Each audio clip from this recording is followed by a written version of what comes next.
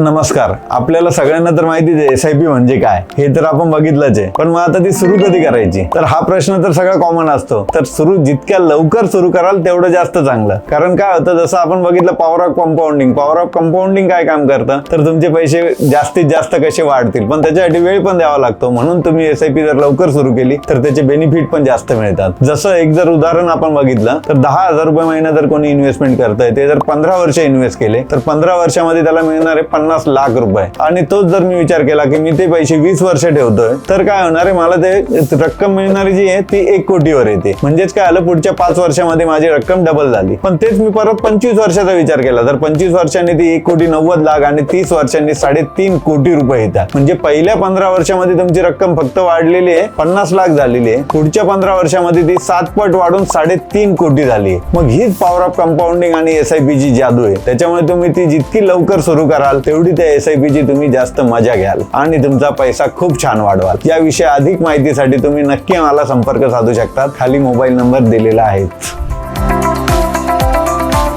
Mutual fund investments are subject to market risks. Read all scheme related documents carefully.